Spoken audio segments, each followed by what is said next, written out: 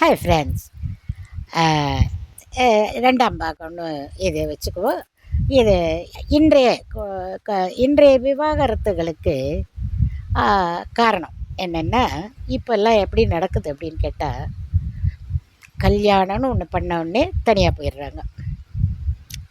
குடும்பங்களும் இப்போ அப்படி தான் இருக்காங்க. ஏன்னு கேட்டால், மாமனார் மாமியாரும் சரி, பிள்ளைங்க நினைக்கிறதில்ல ஆம்பளை பிள்ளைங்க.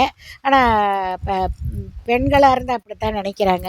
என்னென்னா, எதுக்கு ஒன்றா இருந்துக்கிட்டு சண்டை சச்சரவு, ஒரு அடி தள்ளி இருக்கிறது பெஸ்ட்டு அப்படின்னு இப்போ நினைக்கிறாங்க. இது இடையில மிடில் வந்த ஒரு விஷயம். தள்ளி இருக்காங்க, சந்தோஷமாக இருக்காங்க, ஹாப்பியாக இருக்காங்க. அது இடையில ஒரு 10 இயர்ஸ் பிஃபோர் அப்படி இருக்காங்க. அதில் நிறைய குடும்பங்கள் சந்தோஷமாக தான் இருக்காங்க. நிறைய எல்லாம் தள்ளி இருக்கிறனால இவங்க அங்கே போவாங்க. அவங்க இந்த விசு படத்தில் வர்ற மாதிரி தான், இல்லை கடைசி செல்ல லட்சுமி சொல்லுமே, நீ நல்லா இருக்கியா, நான் நல்லா இருக்கியான்னு. அந்த மாதிரி இருக்கிற குடும்பங்கள் இன்றைக்கி இருக்குது. ஓரளவு நல்லாவே இருக்காங்க. அவங்கெல்லாம் ஒரு சிலர் தான் கொஞ்சம் மக்கர் பண்ணுவாங்க, ஒரு சிலர் நல்லா இருக்காங்க. ஆனால் இன்றைய சூழ்நிலையில் எப்படின்னு கேட்டால், 14 வயசுலே படிக்கும்போதே லவ் பண்ண ஆரம்பிச்சிடுறாங்க. லவ் பண்ணுறது தவறான விஷயமே கிடையாது, நல்ல விஷயந்தான். ஒருத்தர் புரிஞ்சுக்கிட்டு அண்டர்ஸ்டாண்ட் பண்ணி கல்யாணம் பண்ணிக்கிறதுங்கிறது நல்ல விஷயம். அதில் ஒரு சில பிள்ளைங்க என்ன பண்ணுறாங்கன்னா, லவ் பண்ணும்போதே தவறான வழிகளுக்கு போயிடுறாங்க.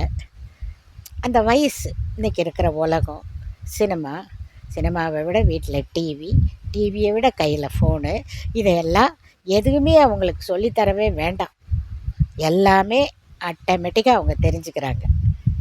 அப்போ அந்த சூழ்நிலையில் அதில் என்ன வாழ்க்கைன்னா என்ன, முன்ன என்ன பின்ன என்ன, என்ன கஷ்டங்கள் வரும், என்ன நஷ்டங்கள் வரும், குடும்பத்தில் எப்படி எல்லாம் இருக்கணும், மாமனார் மாமியார் அட்ஜஸ்ட் பண்ணிக்கிட்டு போகும். மாமனார் மாமியாருக்கு எல்லாமே இவங்கெல்லாம் போகிறது கிடையாது. இன்றைக்கு இருக்கிற ஜென்ரேஷன் என்னென்ன கல்யாணம் பண்ணிக்கிறாங்க, வீட்டுக்கு தெரியாமல் ஓடி போய் கல்யாணம் பண்ணிக்கிறாங்க. வீட்டில் ஒரு சிலர் என்ன பண்ணுவாங்க, அனுசரித்து வச்சுக்குவாங்க. ஒரு சிலர் வெளியில் போகணுன்னு சொல்லிவிடுவாங்க. இந்த வெளியில் போகிற குடும்பங்களை பற்றி நம்ம இப்போ பேசுவோம். அனுசரித்து வச்சுக்கிற குடும்பம், ஒரு சில குடும்பம் நல்லா இருக்குது, ஒரு சில குடும்பம் ஒரு வருஷத்துக்கு அப்புறம் தனியாக வருவாங்க, வாழ்வாங்க. அதுக்கப்புறம் இப்போ நான் சொல்ல போகிறது நடக்கும். இப்போ ஒரு சில பிள்ளைங்க என்ன பண்ணிடுறாங்க, வெளியில் போகணுன்னு சொல்கிற பிள்ளைங்களை பற்றி பேசுவோம். கல்யாணம் பண்ணிக்கிறாங்க, போகிறாங்க, அதை ஏதோ ஒரு வேலைக்கு போவாங்க. பெண்ணும் ஆணும் ஒரு வேலைக்கு போவாங்க. வந்த உடனே 2 பேரும் ஒரு குழந்த பிறக்கிற வரைக்கும் என்ன பண்ணுவாங்கன்னா, வரும்போதே 2 பேரும் டயர்டாக வருவாங்க. வேலைக்கு போயிட்டு வர்றவங்க இவங்க அவங்கள பிக்கப் பண்ணுவாங்க, அவங்க அவங்கள பிக்கப் பண்ணுவாங்க. வரும்போதே ஏதோ ஒரு ஹோட்டலில், இன்றைக்கி தான் நிறைய கையேந்தி பவன்கள் இருக்குது. பிரியாணி வேணுமா பிரியாணி கிடைக்கிது, டிஃபன் வேணுமா டிஃபன் கிடைக்கிது. அங்கே சாப்பிட்டுட்டு வீட்டுக்கு வந்துடுறாங்க.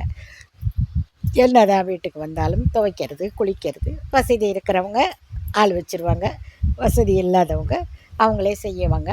அதுவே ஒரு சின்ன இரிட்டேட்டிங் இருக்கும். நான் செய்கிறேன் நீ செய்யலை, நான் செய்கிறேன் நீ செய்யலை. இதுக்கு இடையில ஒரு குழந்தை வந்துடும். இந்த குழந்தை வந்த உடனேயே அந்த ஒரு வருஷம் கூட அவங்க தாக்கு பிடிப்பாங்களா என்னெல்லாம் சொல்ல முடியாது. ஏன்னா குழந்தைக்கு ஒரு அடிஷ்னல் வேலை பார்க்கணும். அந்த குழந்தைக்கு ஒரு ஆயாவை வைப்பாங்க, அது மூலியமாக சண்டை வரும். இப்படி நிறைய பிரச்சனைகள் வரும். குழந்தை பிறந்தவுடனே பொறுத்து 1 வயசு 2 வயசு பார்ப்பாங்க. அதுக்கப்புறம் அதுக்குள்ளேயே கொஞ்சம் வேலைகள் அதிகமாகும், அவங்களுக்கு சம்பளங்கள் அதிகமாகும். இதுக்கு இடையில பெண்களுக்கு ஒரு 4 ஃப்ரெண்ட்ஸிப் வேலைக்கு போகிற இடத்துல இருப்பாங்க. ஆண்களுக்கு ஆண்களில் அதிகமாக யாரும் குடும்பத்தை விட்டுட்டு வான்னு யாரும் சொல்ல மாட்டாங்க.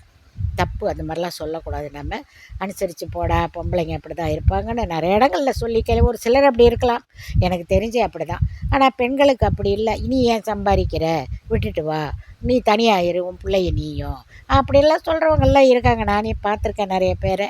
அதனால் சொல்கிறேன், பெண்கள்லேயும் எல்லாரும் அப்படி இல்லை, ஒரு சிலர் அப்படி இருக்காங்க. அந்த மாதிரி இருக்கிறதுல ரொம்ப குறுகிய காலத்திலேயே கல்யாணம் பண்ண உடனே டைவர்ஸுக்கு போயிடுறாங்க. இன்றைக்கி டைவர்ஸுக்குன்னு கோர்ட்டுக்கு போனீங்கன்னா, அங்கே அவங்க கூட்டங்கள் எக்கச்சக்கமாக லைன் கட்டிட்டு நிற்கிறாங்களாம் கோர்ட்டில் டைவர்ஸுக்காக. அது மாதிரி தான் இன்றைக்கி இருக்குது. கல்யாணங்கிறாங்க, உடனே லவ் பண்ணுறாங்க, உடனே குழந்தைய பெற்றுக்கிறாங்க, உடனே டைவர்ஸுக்கு போயிடுறாங்க. எவ்வளோதான், அவங்க பாட்டுக்கு அவங்க பிரித்து இவங்க பாட்டுக்கு இவங்க லைஃப்பை பார்ப்பாங்க, அவங்க பாட்டுக்கு இவங்க லைஃப்பை பார்க்காம இடையில கடந்து அந்த குழந்தை கஷ்டப்படும். இன்றைய உலகம் அதுதான். இன்றைய நிலவரம் இன்றைக்கி அதுதான். இதை நான் சுருக்கமாக முடிச்சிருக்கேன். விலாவரியாக பேசுனா நிறைய ஓடும், 10 பாகம் 15 பாகம் ஓடும். ஆனால் சுருக்கமாக முடிச்சிருக்கேன். இதுவும் ஒரு குடும்பத்தில் கஷ்டமான ஒரு விஷயங்கள் தான். நான் தவறு இருந்தால் ஏதாவது தவறாக பேசியிருந்தால் என்னை மன்னிச்சுக்கங்க. இன்றைக்கி நடக்கிற நிலவரங்களை பற்றி நான் பேசியிருக்கேன். இதெல்லாம் இல்லாமல் வாழுங்க. எப்போவுமே குடும்பத்தோட மாமனார் மாமியார்னு கேட்கப்படா மருமகனும் சேர்த்து சொல்ல வருமானங்கள் நிறையா இருந்தால் பெண்ணோட தாய் தகப்படையுமே சொல்கிறேன். ஆதரவு இல்லாமல் இருந்தால் அவங்களையும் கொண்டாந்து வச்சுக்கிட்டு எல்லோரும் வாழுங்க. எத்தனை வருஷம் வாழ போகிறோம் நம்ம யோசிச்சு பாருங்கள். எல்லோரும் இருக்கிற வரைக்கும் சந்தோஷமாக அங்கே இருக்கிறவங்க நீங்கள் வேலைக்கு போகிறீங்களா, குழந்தை குட்டிங்களா அவங்க பார்த்துக்குவாங்க. மனசில் அன்புன்னு ஒன்று இருந்தால் எல்லாரையும் அனுசரித்து எல்லோரும் வாழலாம். 3 வேளை சாப்பிட்றத 2 வேளை சாப்பிட்லாம், அனுசரித்து வாழலாம். இது இந்த ஒற்றுமை உணர்வு இருந்தால் அதெல்லாம் நடக்கும். எல்லோரும் நீங்கள் அப்படியெல்லாம் இருக்கணுங்கிறது என்னோட ஒரு ஆசை. புரியுதா? இந்த வயநாடு பிரச்சனையை மட்டும் நினச்சிக்கோங்க. இன்னைக்கு நைட்டு படுக்கிறவங்க காலையில் எந்திரிக்க முடியாதுன்னு எந்திரிக்க நிலவரம் இல்லைன்னு ஒரு காலத்தில் பேசிக்கிட்டு இருந்தோம். ஆனால் இப்போ நம்ம கண்ணுக்கு ஏற்றாப்புல வயநாடு பிரச்சனையை பார்த்தோம். அதனால் எல்லோரும் யோசித்து முடிவெடுங்க. அன்பாக இருங்க. டைவர்ஸு இதெல்லாம் வேண்டாம். ஒருத்தருக்கு ஒருத்தர் விட்டு கொடுத்து வாழுங்க. அன்பாக இருங்க, பழகிக்கங்க. இதுதான் என்னோடய தனிப்பட்ட கருத்து. நன்றி, வணக்கம்.